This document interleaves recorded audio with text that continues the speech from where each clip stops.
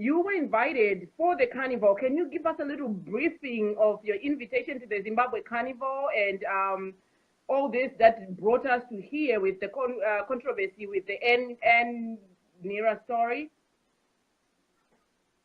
I'm going to the carnival. It's still on. I haven't received any email that's saying I'm not coming. Instead, I spoke with the minister yesterday. He has confirmed that it's only the hype on social media. Zodwa, relax. We haven't said anything. We haven't sent you any cancellation letter. So we're cool. We're gonna see you on the festival. So I'm happy. Yes, I'm going. Oh my God. Thank you so much. There's my bag.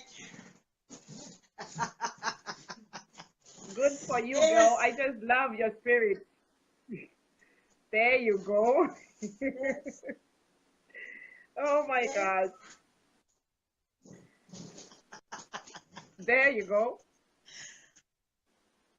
I'm just packing. I just love your That's spirit, my you know? That's my I just packed. I'm going. Yes, I'm so excited and I'm happy.